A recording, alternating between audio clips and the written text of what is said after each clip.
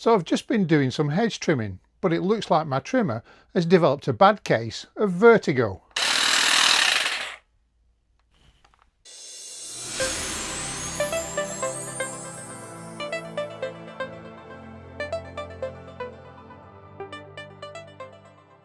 So this is just under 3 years old. I tend to use it 2 or 3 times a year, doesn't get excessive use, but generally I'd been pleased with it. Did a review video on it a couple of years ago. I'll put a card somewhere at the top for you to take a look at. But literally yesterday, doing a bit of trimming, as I say, and it now seems to be the case whenever I turn it vertically, it just doesn't seem to work. So what I've found is a healthy thwack on the battery. Sometimes it works, sometimes it doesn't. So my thoughts are there's probably some sort of loose connection in here. I mean, I've tried other batteries, so get one of these, bigger battery. They're all fully charged, same results.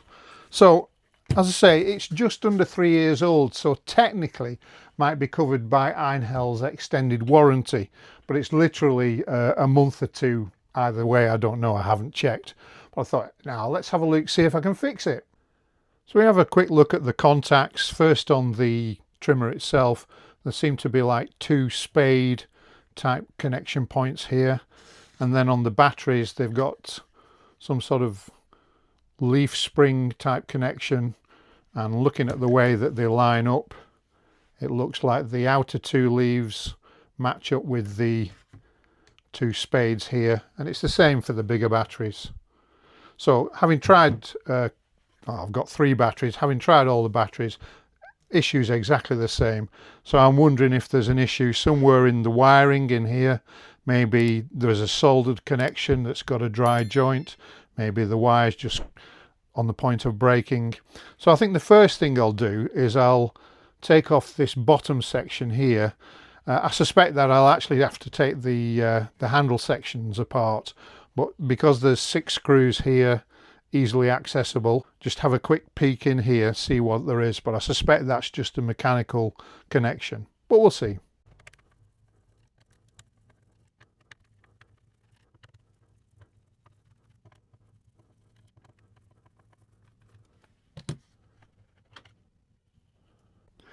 And yeah, I was right. It's just the connection to the motor and the mechanism that moves the blade backwards and forwards. But worth seeing anyway, because I wonder how the grease is. Yeah, it's just not too bad.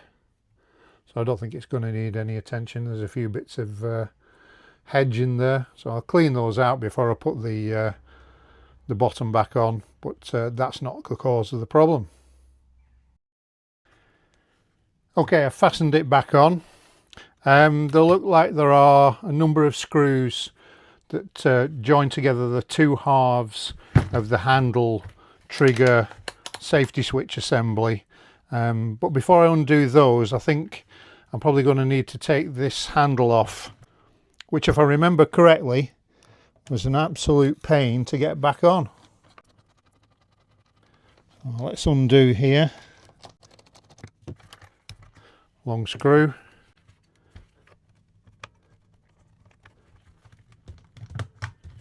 There we go, not too bad actually.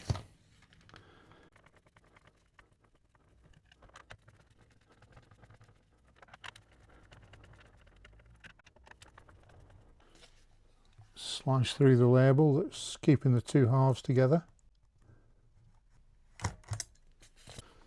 Looks promising.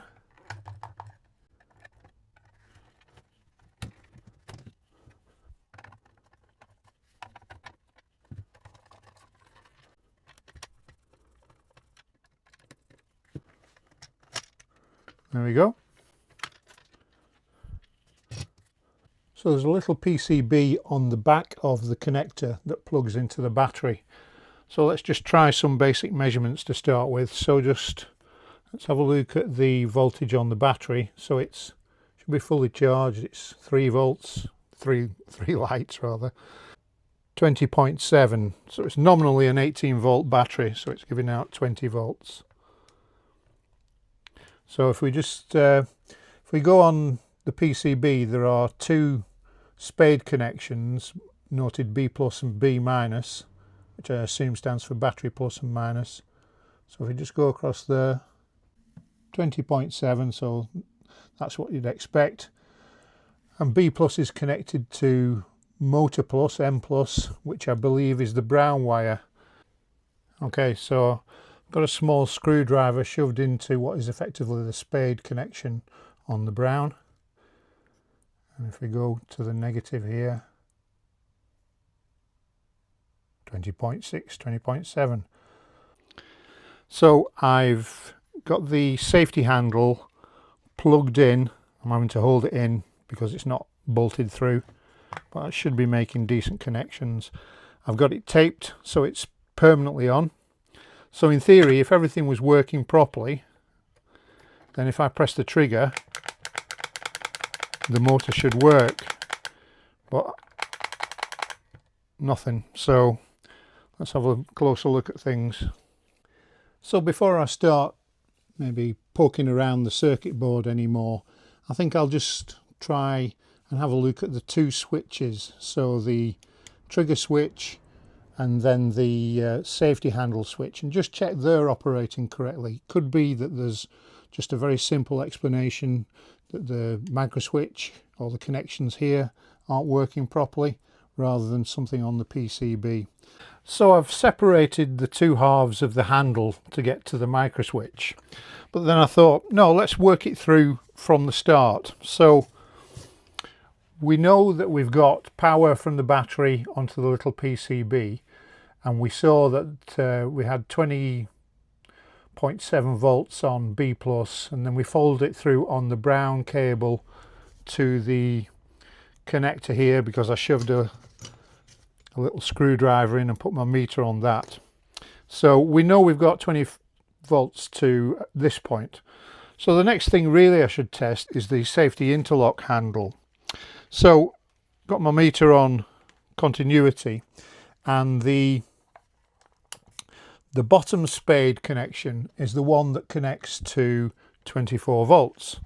So I would have thought we should get continuity between that bottom spade connection and one or both of these upper terminals. I don't know if you can see that. So that's the one with the brown 20 volt supply on, and then we've got two here. So if I get my meter on one of them like so, it's a bit difficult, but and then activate it, there's no continuity. Go to the other one, no continuity. So I would suggest that possibly the fault is within the handle, because if we're not getting any continuity when that is down, then we're not getting any 24 volts from here through into the rest of the circuit.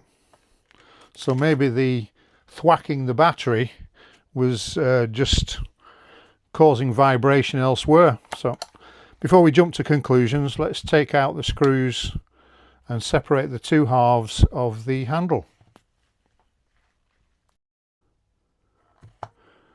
No shortage of screws.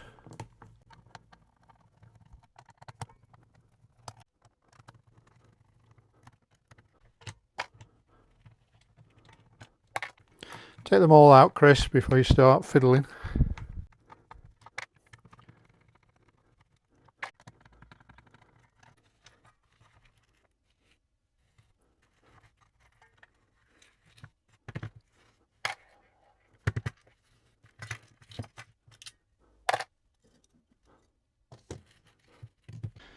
Okay, so I've got everything apart, and the first thing that jumps out is that there's a secondary micro switch here. So I expected one up here to be triggered by closing the handle, but this little one down here seems to be activated by the grey clamp lock here. It's all fallen apart. I'm presuming that that's supposed to activate that micro switch down there. I didn't know that, so have I been misled completely? Is it something potentially as simple as the fact that this wasn't pressing on the micro switch here. We shall see. Right, I've shoved a matchstick in the gap here to permanently activate the micro switch, simulating this grey locking flap being in position. So if I put my meter on the bottom spade and one of the others and trigger the micro switch,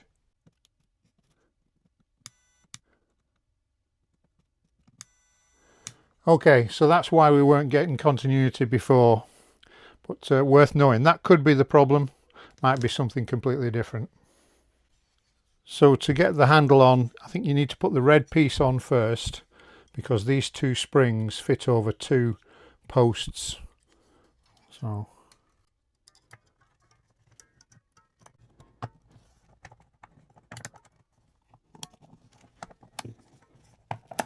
there you go.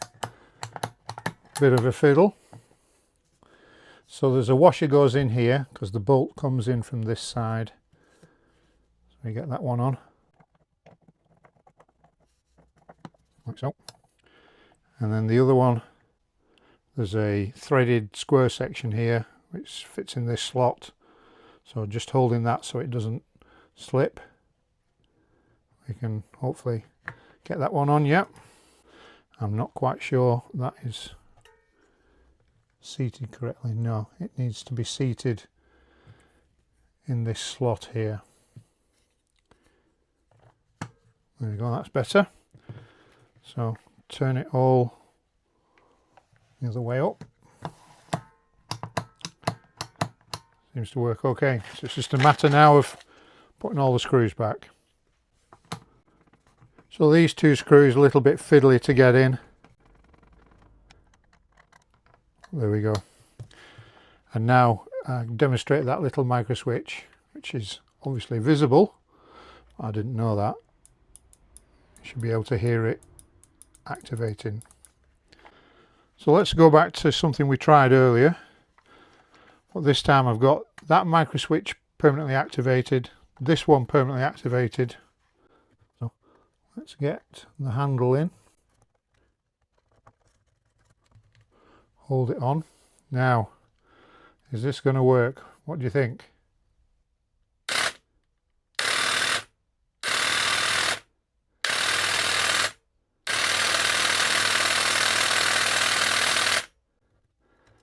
You wouldn't believe it, would you? Something as simple as that. Now, we need to put it all back together, and I need to check that it works when it's vertical. But I'll put a pound on that it does. Unbelievable.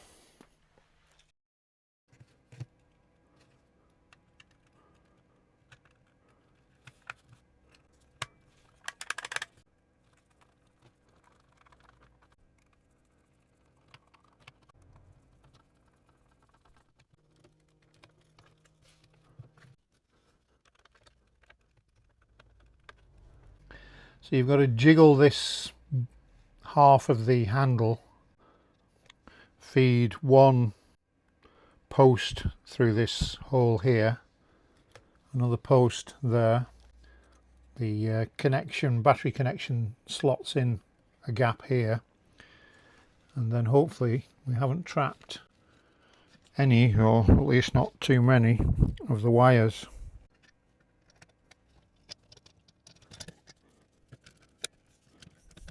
Let's get a couple of screws just to hold it together.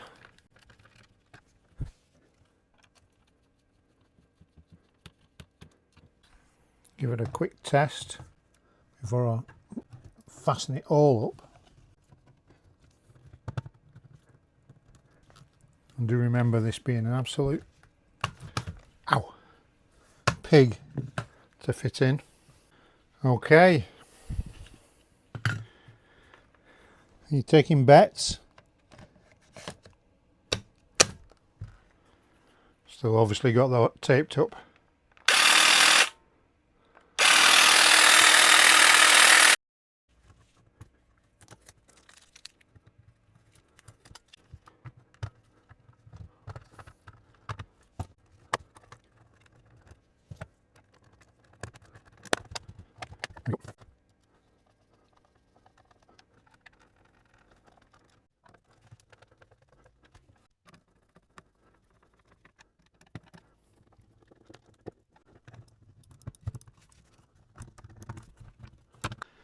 And so the culprit of it all is the fact that this screw had come a little bit loose. Not surprising really after almost 3 years use.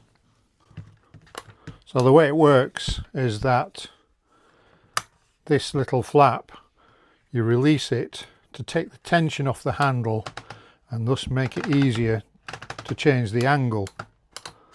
And then when you've got the angle you want, you close it up. Now it won't move. So what had happened, the screw had vibrated loose a little bit, which meant this was probably just a little bit on the loose side, and so consequently wasn't pressing in the little red micro switch button there. Something so simple. But anyway, we got to take the whole thing apart, so we now know how it works.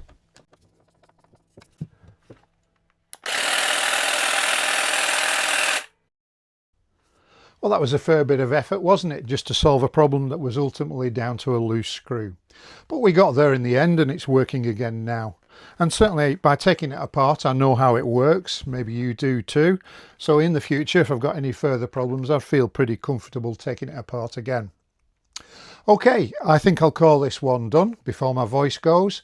Hopefully you still enjoyed it, got something from it maybe. If you did, click that like button, give me a thumbs up.